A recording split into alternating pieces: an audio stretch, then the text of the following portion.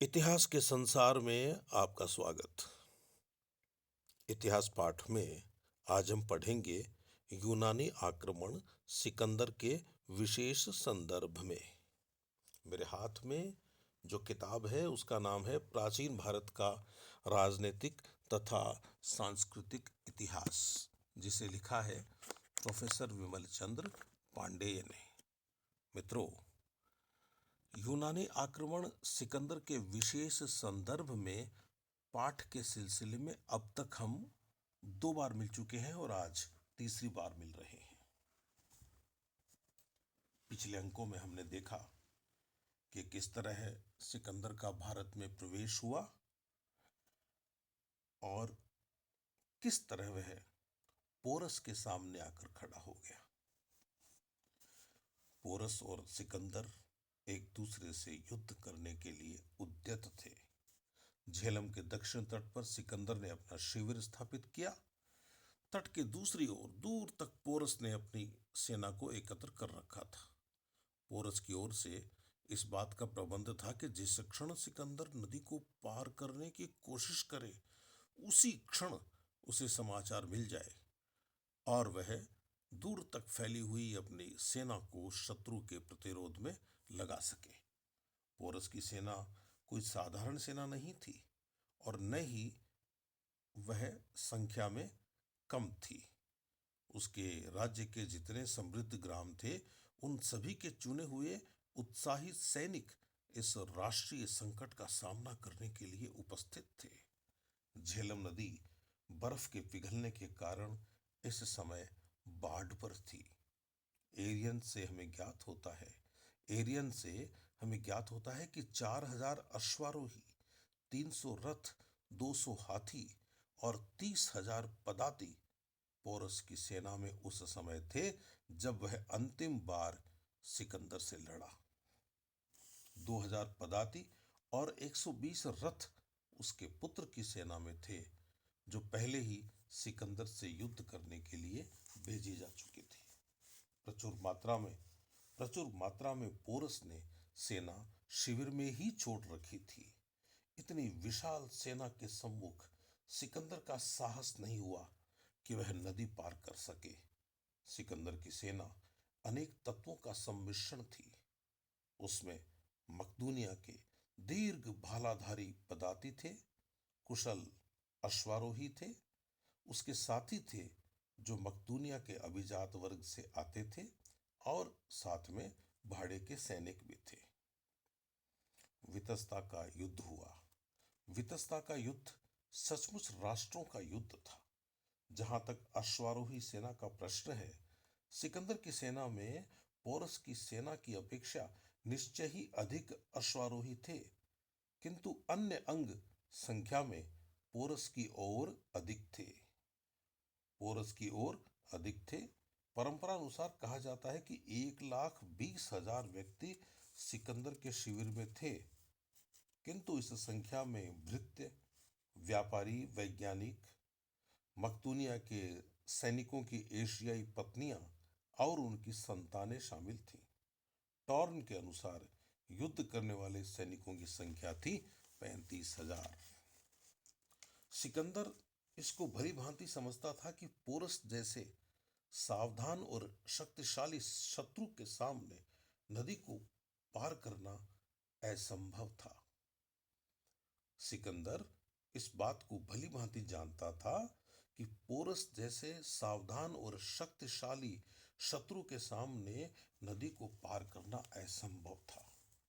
अतः जैसा कि एरियन कहता है, सिकंदर को मार्ग चुराना पड़ा। प्रथम तो उसे अपनी सेना को कई भागों में विभक्त करना पड़ा, जिससे पोरस का ध्यान बंट गया। सिकंदर शत्रु को इस प्रकार दिखलाना चाहता था कि वह नदी पार करने के लिए किसी सरल मार्ग के अन्वेषण में था। वह यह भी दिखलाना चाहता था कि शत्रु को इस बात का विश्वास हो जाए कि सिकंदर नदी उस समय पार करेगा जब पर्वत तुषार का पिघलना बंद हो जाएगा और जब नदी की उद्दाम धारा कुछ शांत होगी। सिकंदर की इस प्रकार की योजना सफल हुई और शत्रु को यह पूर्ण विश्वास हो गया कि सिकंदर रात्रि में नदी पार नहीं करेगा। पोरस की सेना उदासीन हो गई। इतना इतना करने के पश्चात सिकंदर ने अपने शिविर से 16 मील ऊपर नदी की ओर एक स्थान चुना, जहां से नदी को पार किया जा सके। नदी का घुमाव कुछ ऐसा था कि जो स्थान सिकंदर ने चुना था वह पोरस के शिविर से दृष्टिगोचर नहीं था। मध्य में एक झाड़ जंखाड़मय द्वीप पड़ता था और नदी का दूसरा तट भ्रम उत्पन्न करने वाला था। इसके अतिरिक्त सिकंदर के सैनिकों द्वारा उस पार प्रतिदिन रंगरेलियां मनाई जाती थी, जिसके कारण पर्याप्त शोरगुल होता था। इसका परिणाम यह हुआ कि नदी पार करने के लिए जो तैयारियां करनी थी, उनसे जनित अशांति पोरस के सैनिकों के लिए कोई असामान्य घटना न थी। ऐसा तो प्रति रात्रि को हुआ ही करता था। प्रकृति का सहयोग एक दूसरा कारण था जिसने पोरस के सैनिकों को अधिक जागरूक नहीं बनने दिया। प्रभूत वर्षा, बिजली की कड़क तथा झंझावात के कारण शस्त्रों की खनखनाहट तथा सैनिकों को दी गई सैनिक आज्ञाएं सुनाई न दे सकी।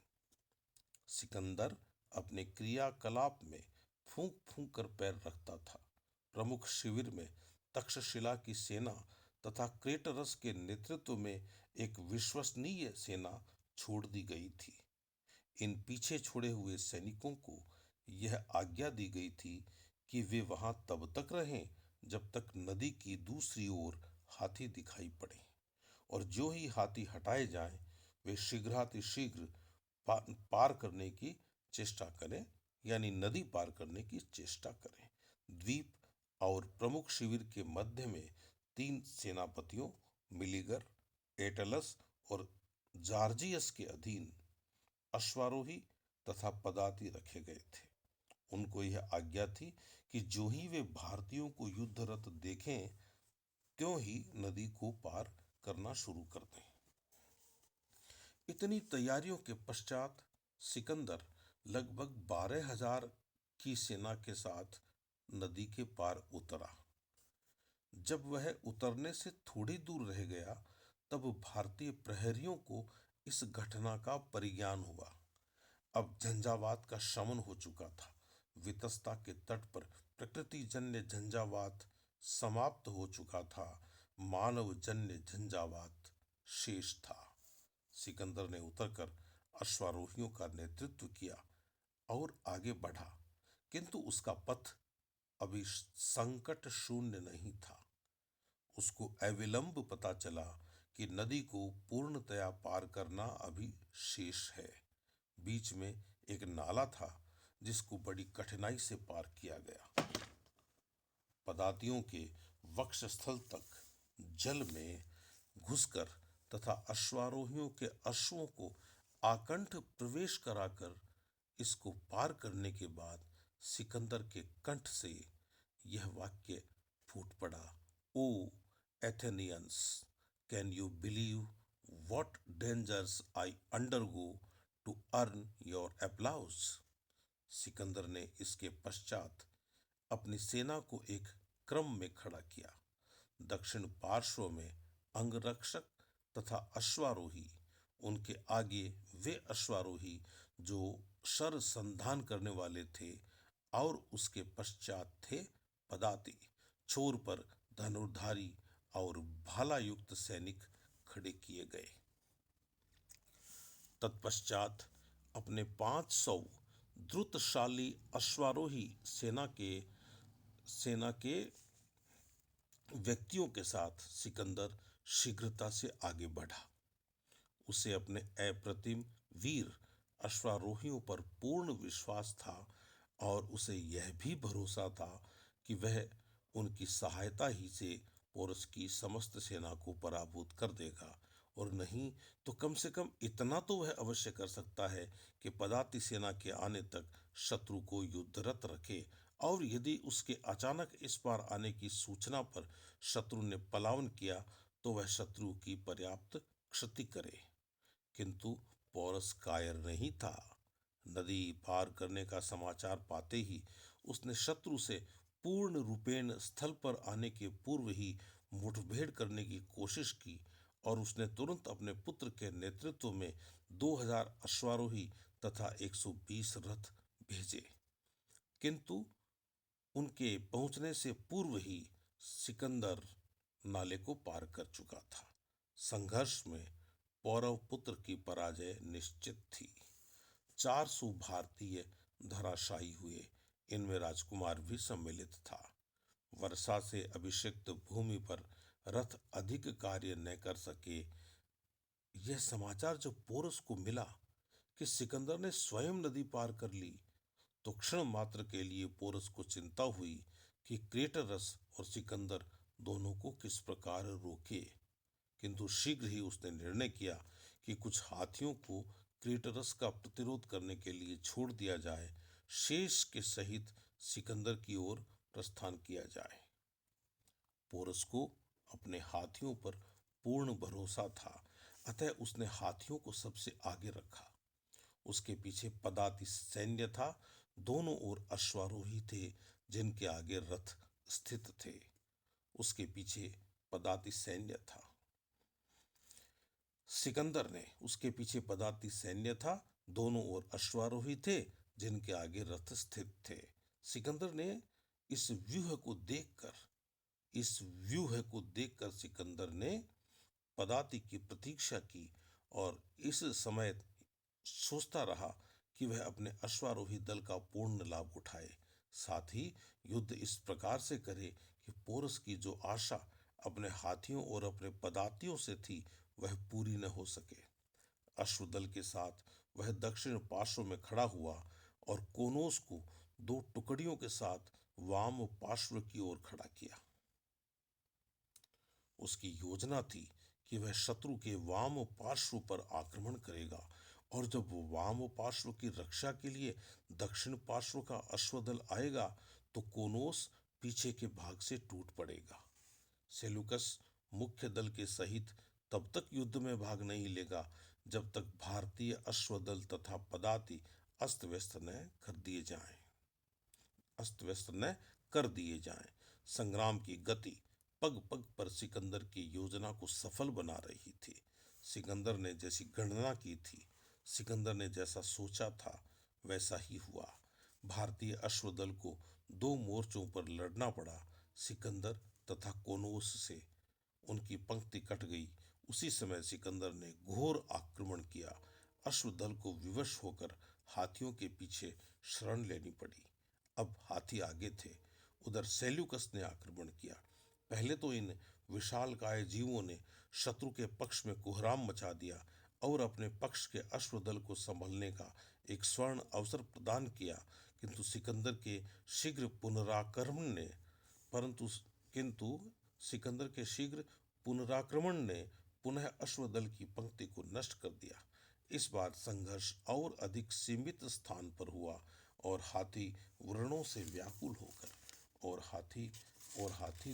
व्याकुल होकर मित्र और शत्रु को समान रूप से हानि पहुंचाने लगे।